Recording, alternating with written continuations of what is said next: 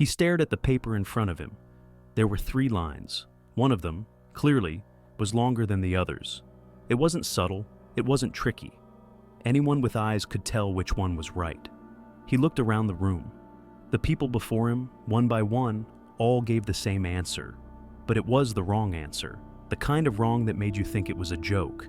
And then it was his turn. He paused, he hesitated. And then, he gave the same answer as everyone else. The wrong one. Not because he believed it, but because he didn't want to be the only one who didn't. This wasn't a random moment. This was a real psychological experiment run by Solomon Asch in 1951. And what it revealed was disturbing. That the fear of standing alone can be stronger than the need to be right. We like to think of ourselves as independent thinkers, that we speak our minds, that we follow reason, that if something is clearly wrong, we'll say so. But that's a lie most of us live with. In boardrooms, in classrooms, on social media, in relationships, every day people stay quiet when they disagree. Or worse, they agree, knowing deep down it's false. Not because they're weak, but because they're human. This video is about that exact human weakness, the psychology of conformity, why people follow the crowd, even when they know it's wrong. We'll look at the science, the experiments, the patterns, the stories, and more importantly, we'll explore what it costs us silently when we surrender truth in exchange for comfort. Because the crowd doesn't ask you to think, it only asks you to follow. In 1951, a Polish-American psychologist named Solomon Asch conducted a simple experiment, or at least it seemed simple. He gathered a group of participants into a room and showed them 2 cards. One card had a single line. The other had 3 lines labeled A, B, and C. The task was basic. Say which line, A, B, or C, matched the length of the single line on the first card. The answer was usually obvious. In some cases, one line was clearly longer or shorter. No tricks, no optical illusions. Just lines. But here's the catch. All but one person in the room were actors, and these actors had been told to give the same wrong answer. The real subject, unaware of the setup, was seated toward the end. He'd hear several people say the wrong answer before it was his turn to speak. What happened next is the reason this experiment is still studied today. When faced with unanimous wrong answers from a group of strangers, 75% of participants conformed at least once, giving an answer they knew was wrong, just because everyone else did. They looked visibly uncomfortable. Some laughed nervously, others fidgeted. Many glanced around, hoping someone would correct the group, but nobody did. So they joined in the lie. Think about that for a moment. 3 out of 4 people, when surrounded by confident voices saying something clearly false, chose to betray their own senses rather than break from the group. It wasn't that their vision failed. It wasn't that they misunderstood the question. It was fear, not of punishment, but of standing out. That fear is ancient. It runs deep in our evolutionary DNA. In primitive tribes, being cast out meant death. Belonging wasn't just emotional comfort. It was survival. So, the brain learned to associate isolation with danger. And even today, long after the saber-toothed tigers have vanished, the same wiring lights up when we feel excluded. Social rejection triggers the same brain regions as physical pain. The anterior cingulate cortex, to be precise. When someone feels left out or different, the brain interprets it not just as discomfort, but as threat. So, when you see a person say something they don't believe, nod along in meetings when their gut screams otherwise, or echo the crowd online just to fit in, it's not always cowardice. Sometimes it's biology. It's the brain choosing safety over truth. Asch's experiment wasn't just about lines on paper. It was about the invisible pressure that wraps itself around our minds every day. Soft enough that we barely notice, strong enough that it bends reality. But the real danger isn't in that first lie you tell to fit in. It's in how easy it becomes to do it again and again. Until the lie isn't something you tell anymore, it becomes something you believe. Why do we care so much about what others think? Why does a room full of strangers hold such power over our own perception of reality? Psychologists describe 2 main forces that drive this behavior: normative influence and informational influence. Normative influence is simple. We want to fit in. We want acceptance, approval, and belonging. Even when we don't fully agree, we sometimes act like we do because standing alone is uncomfortable. It's that moment when everyone laughs at a bad joke and you laugh too. Not because it's funny, but because silence would make you stand out. Informational influence is different. It's when we actually begin to doubt ourselves, thinking, maybe they know something I don't. In Asch's experiment, some participants said later, I knew it was wrong, but if everyone else saw it differently, maybe I'm missing something. We trust the group more than we trust ourselves. This isn't just about personality. It's about how the brain processes social cues. Neuroscience studies have shown that when someone's opinion clashes with the group, the brain activates error detection systems, like the anterior cingulate cortex, which normally light up when we make a mistake. In other words, being different feels like being wrong, even when you're right. And if the group is unanimous, the pressure is multiplied. The discomfort isn't just social, it's neurological. One study using fMRI scans showed that when people conformed to group opinions, their visual processing areas in the brain actually changed. It wasn't just that they said the wrong answer to please others, they literally saw differently. The crowd didn't just change their behavior, it distorted their perception of reality. That's how powerful social pressure can be. We'd like to think we're immune, that we're strong enough to stand by our beliefs no matter what. But consider this. When was the last time you stayed silent to avoid conflict? The last time you nodded, smiled, or agreed, just to keep the peace? Maybe it was in a meeting, maybe at dinner, maybe online. Those small moments add up. Each one a quiet surrender. Each one a step further away from independent thought. There's also a hidden reward in conformity. The warmth of the group, the approval, even if shallow. Our brains release dopamine when we receive social validation. A simple like on social media can trigger the same neural pleasure circuits as a small dose of addictive substances. We're wired to seek approval, and the easiest way to get it is to align ourselves with the majority. But here's the dangerous part. When the majority is wrong, conformity becomes complicity. History is filled with moments when crowds have cheered for terrible ideas, silenced dissenting voices, and punished those who dared to speak truth. In those moments, the choice to stay silent, though comfortable, is a choice that allows the lie to spread.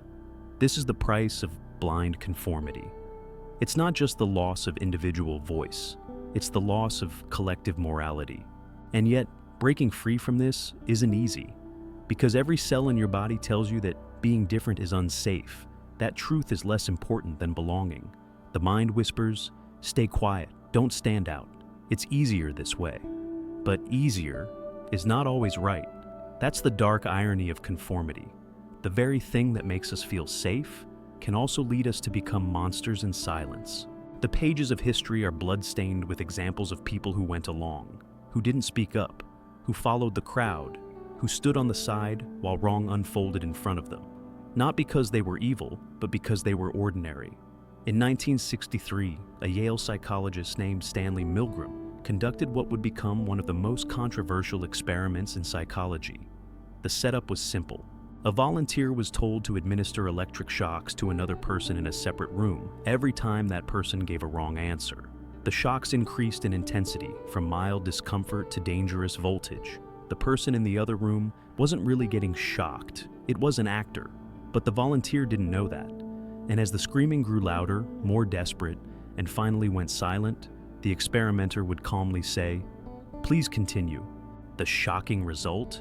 Over 65% of participants went all the way to the highest voltage, 450 volts, even when they were visibly distressed, even when they believed they were hurting someone. Why? Because an authority told them to. Because the structure around them said it was okay. Because they didn't want to step out of line. That's the power of social obedience, when the individual stops thinking and starts obeying. Now, fast forward to modern times. We like to believe we're more enlightened, more independent, more critical, but we're not. Look at the digital mob. One accusation, one out-of-context clip, and suddenly a wave of outrage crashes across the internet. Thousands of people flood comment sections, repost, cancel, humiliate, without knowing the full story, without verifying facts. Why? Because others are doing it. Because silence online can feel like agreement, and agreement feels like survival. It's the Asch experiment weaponized by Wi-Fi. And then there's the bystander effect, one of the most well-documented psychological phenomena. The more people are present during an emergency, the less likely any one person is to help. Everyone assumes someone else will act, so no one does. In 1964, a young woman named Kitty Genovese was stabbed to death outside her New York apartment. News reports claimed that 38 people heard her screams, and no one called the police. Some details were exaggerated, but the psychological lesson remains. When we're surrounded by others, we often do nothing, because the crowd makes us feel invisible. And when you feel invisible, it's easy to detach, easy to justify inaction, easy to lose your sense of responsibility. But each time we go along, whether it's with a wrong answer in a classroom or a dangerous lie online, we reinforce the same circuit in the brain. Don't stand out, just follow. And slowly, truth starts to rot. Not because it was taken from us, but because we left it behind. The tragedy of human history is not just in its cruelty, but in its predictability. Again and again, we've seen ordinary people swept up in extraordinary horrors because the group said so, because everyone around them agreed, because no one questioned it. One of the most chilling examples is Nazi Germany. Millions of citizens, not just soldiers or leaders, became complicit in one of the darkest genocides of modern history. How? Not all were fanatics. Most were neighbors, clerks, teachers, bakers, but they watched and nodded and followed. First came the slogans, then came the silence, then came the trains. What began as casual prejudice evolved, step by step, into industrial-scale murder. And each step was small enough to seem acceptable. That's how conformity works. Not by demanding evil all at once, but by asking for quiet, incremental agreements. Just a little compromise here, a little silence there, until the unthinkable becomes routine. Now, shift the lens to Jonestown, 1978. Over 900 members of the People's Temple cult, led by Jim Jones, committed mass suicide in a remote jungle in Guyana. Parents gave poison to their children. Grown adults drank willingly. They had followed Jones from the US to the jungle, slowly giving up their possessions, their freedoms, and eventually their lives. Most were not insane. They were isolated, emotionally entangled, surrounded by others doing the same. They were drowning in a sea of reinforcement. And when the moment came to choose between fear and doubt or loyalty and death, they chose loyalty. Not because it made sense, but because everyone else did it. This is the terrifying truth. Crowds don't just influence actions, they influence morality. In a group, your compass can drift, your standards adjust. What once felt wrong can feel noble, if enough people around you believe it is. And this isn't just limited to politics or cults. Look at financial markets. The 2008 housing crash wasn't just about greed, it was about herd behavior. Banks copied each other. Investors followed trends they didn't fully understand. Ratings agencies confirmed what others already claimed. And when the cracks showed, no one wanted to be the first to scream. Because in a rising market, the loudest voice is often the one warning too early. And so silence became profitable, until it wasn't. Even today, social media influencers can create financial bubbles overnight. A coin, a stock, a product. If enough people hype it, others follow. Not out of belief, but out of fear of missing out. That's informational conformity. When the crowd becomes the source of truth, not because they're right, but because they're many. Sociologist Emile Durkheim once wrote, "A collective crowd has a mind of its own." But perhaps the scarier truth is this: the crowd doesn't have a mind of its own. It replaces yours. And that's how good people, rational people, empathetic people become passive participants in madness.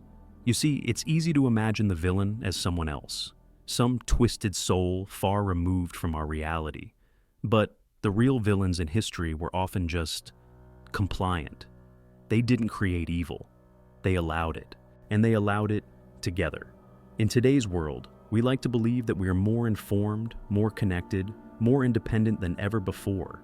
But are we really thinking for ourselves? Or are we just following a digital crowd with faster legs and sharper teeth? Welcome to the age of algorithmic conformity, where your feed knows what you like even before you do.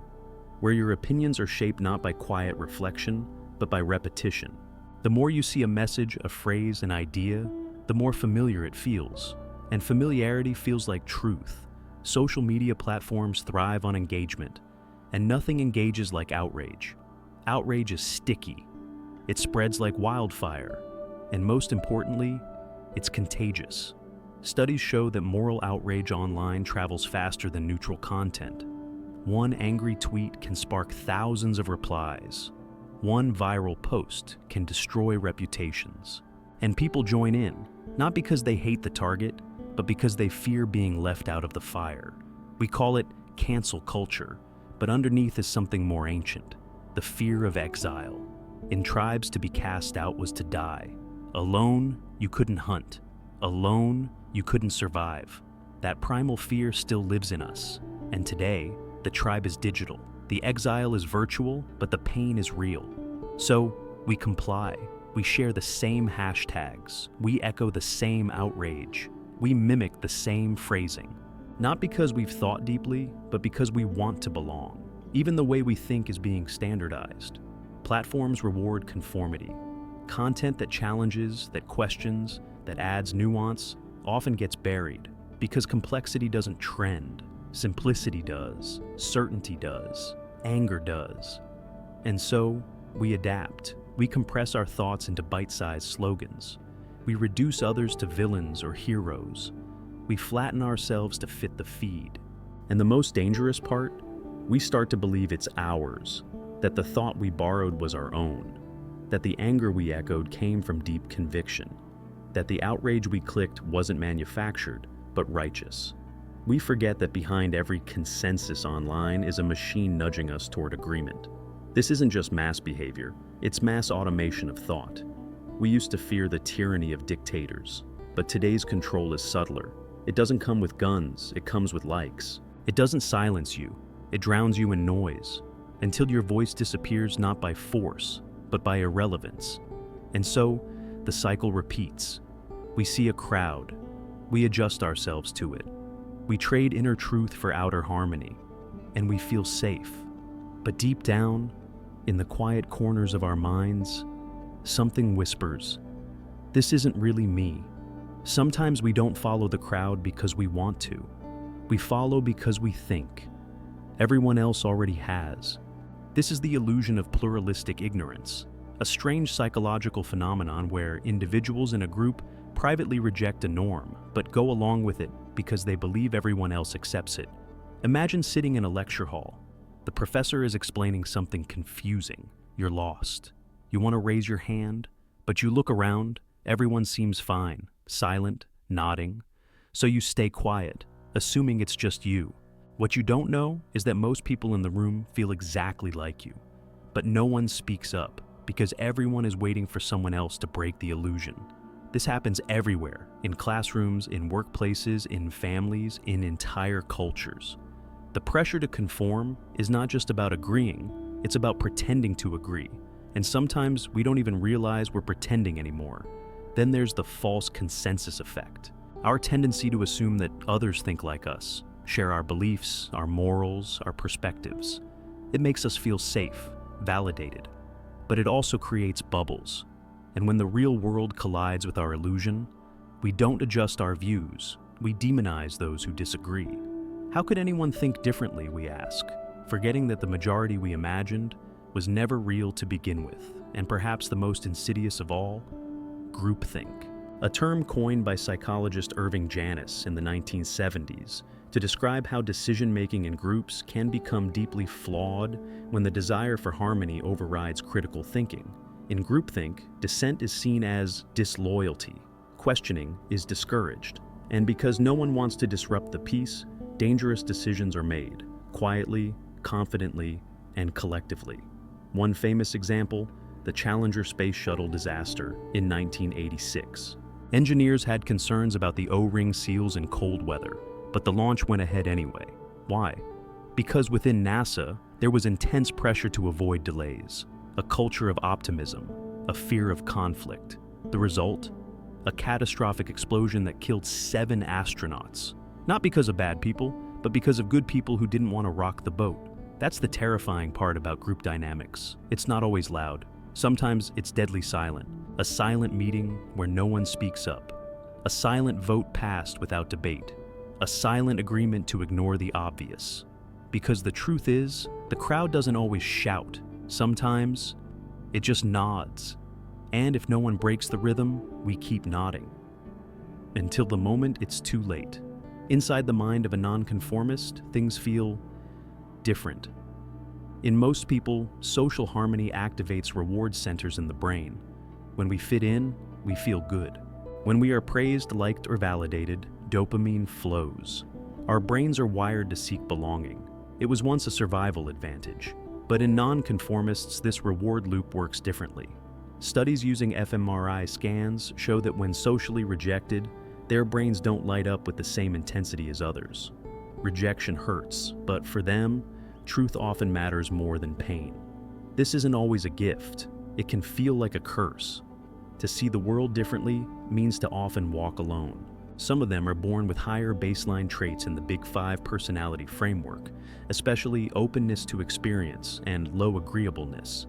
That doesn't mean they're hostile. It means they're less willing to trade their values for harmony. They're curious, reflective, often deeply principled, but also more likely to confront. Then there's the locus of control. Many nonconformists have a strong internal locus. They believe that outcomes in life are shaped by their own actions, not by fate or group decisions. This makes them less susceptible to peer pressure. When everyone else zigs, they're willing to zag, not because they enjoy conflict, but because they feel responsible for their own moral compass. In extreme cases, nonconformity is found in those on the autism spectrum, individuals who may struggle with reading social cues but excel in logical reasoning. It's not that they are defiant, it's that they see patterns others don't.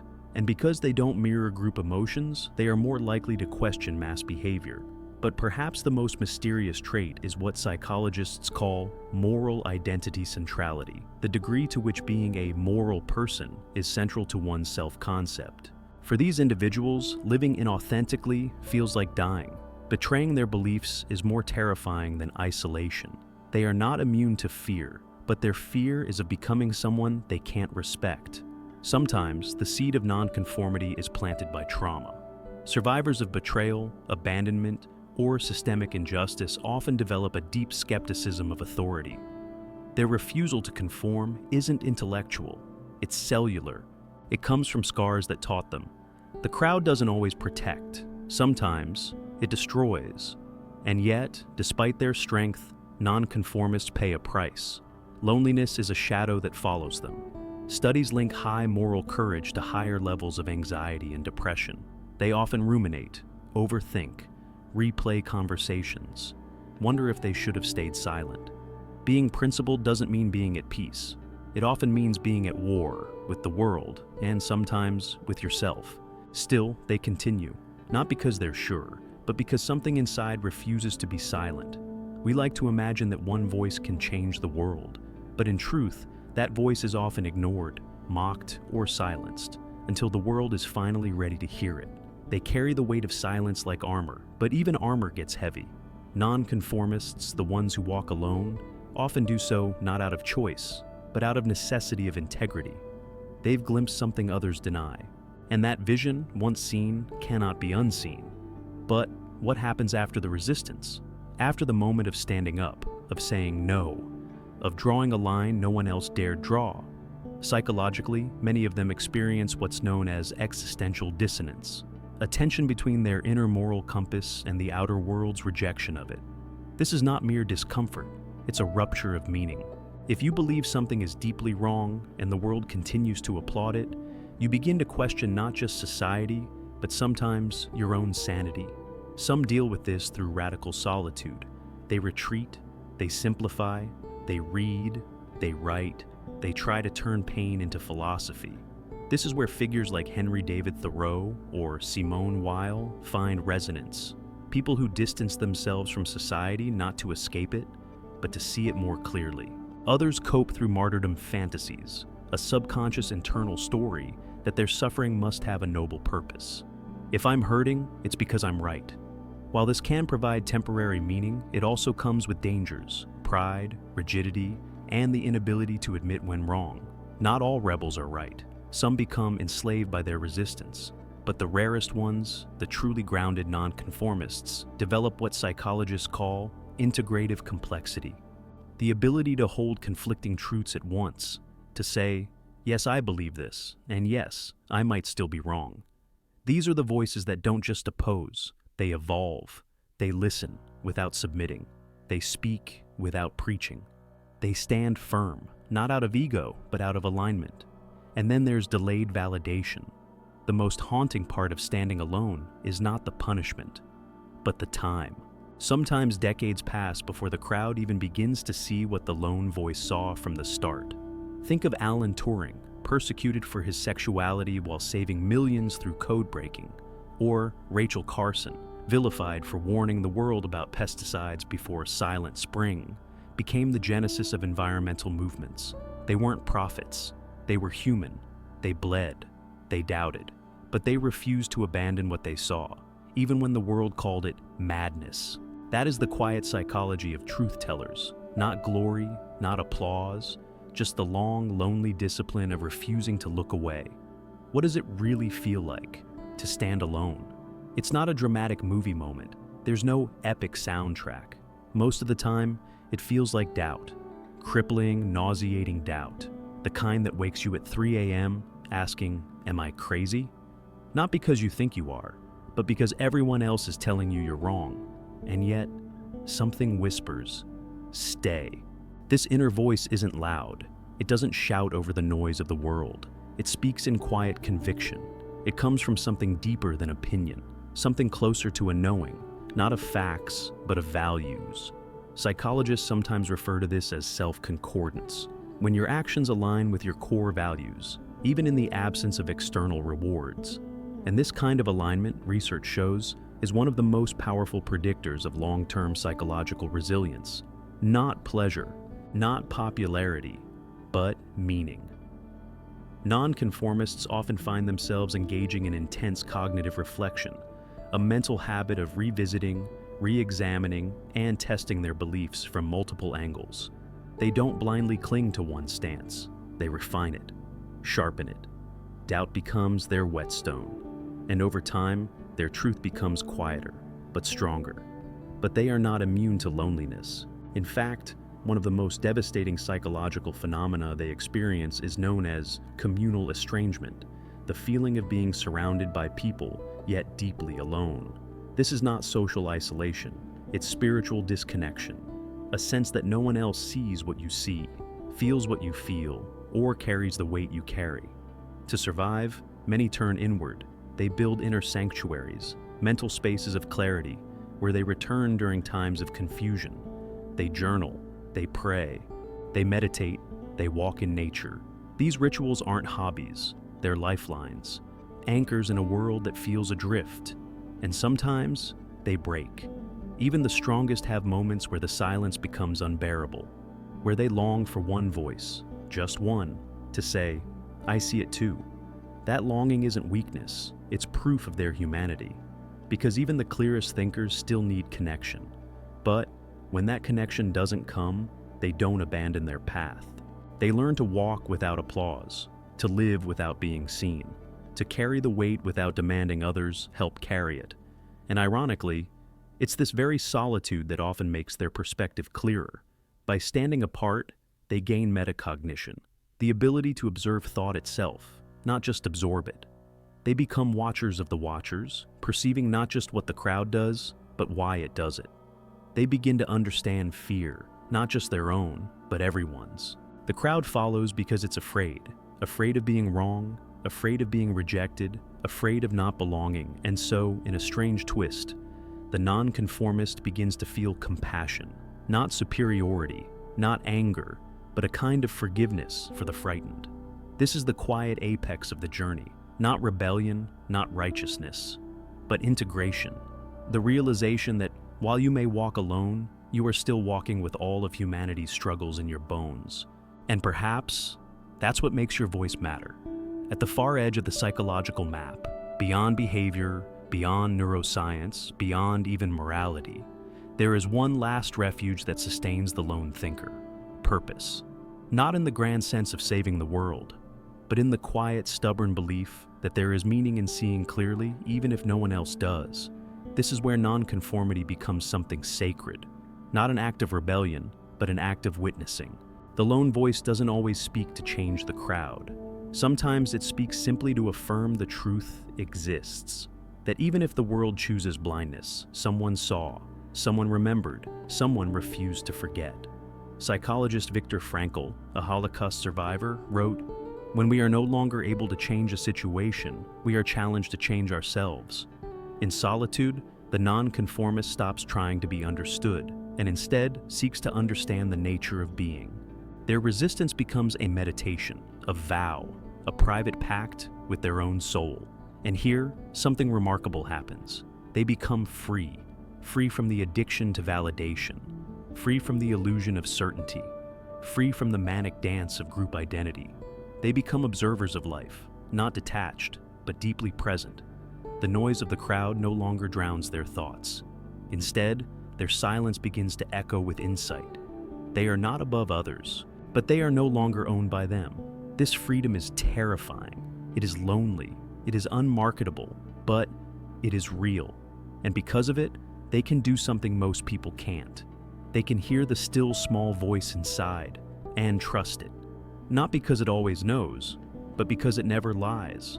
So, the next time you see someone standing alone, not out of arrogance, not out of noise, but out of quiet conviction, know this: they have fought a war you'll never see. And every step they take is a step towards something truer than comfort.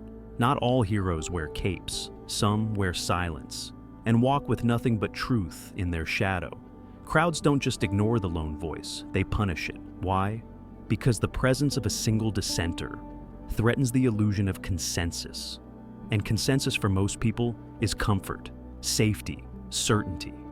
The moment someone breaks away, it forces the group to look at itself, and that reflection can be unbearable. Psychologists call this cognitive dissonance reduction. When a group holds a shared belief and one person contradicts it, the easiest way to resolve the tension isn't to examine the belief, it's to eliminate the contradiction. And so, the nonconformist becomes a threat, not just to the belief, but to the emotional equilibrium of the entire group. This is why, throughout history, societies have demonized the prophet, exiled the philosopher, and crucified the truth-teller. Not because they were wrong, but because they were right too early. Take the Asch conformity experiments. Participants were asked to match line lengths. The task was simple, obvious. But when Confederates in the group gave clearly wrong answers, 75% of people conformed at least once, choosing the wrong line just to align with the crowd. Why? Because disobedience carries a hidden cost: social pain. In the brain, social rejection activates the same regions as physical pain. To be cast out, even mentally, hurts as much as being hit. And so, humans have evolved to avoid dissent not because they're stupid, but because their biology equates it with danger. But here's the darker twist. The crowd doesn't just want you to agree, it wants you to believe. Because when you stand apart, you don't just disagree. You reveal that belief is a choice, and that's intolerable for those who've forgotten they ever had a choice. This is why crowds ridicule dissenters. Not with logic, but with shame, laughter, ostracization. These are tools of psychological policing. They reassert the norm, not by proving it right, but by making deviation feel too costly. There's also a concept in social psychology called pluralistic ignorance, where everyone in a group privately disagrees with the norm, but believes everyone else accepts it. So, they stay silent. The silence becomes consensus. And the one who speaks out, they expose the lie. They break the spell. And the crowd hates them for it. Sometimes the crowd even goes further. It organizes, it mobilizes, it creates systems to eliminate outliers. Think of cancel culture, witch hunts, inquisitions. These aren't accidents. They're the collective immune system attacking what it perceives as infection. But infection is how change begins, and deep down, the crowd knows this, which is why its fury is so intense. Because in the eyes of the lone voice lurks the memory of its own abandoned conscience. The crowd doesn't need a courtroom to execute judgment. It only needs consensus and silence. One of the most insidious weapons of group punishment is what psychologists call social nullification, a collective agreement to treat the deviant as though they no longer exist. No confrontation, no argument, just absence. This absence is louder than words. It triggers the primitive fear of exile coded deep in our evolution. When you are no longer seen, you are no longer safe. This is not passive aggression. It is erasure. And yet, the silence is just the beginning. Another common tactic is mockery disguised as casualness. A dismissive joke, a roll of the eyes, laughter not at your words, but at your presence. The goal is to shrink the dissenter from a thinking human being into a caricature, a meme, a punchline.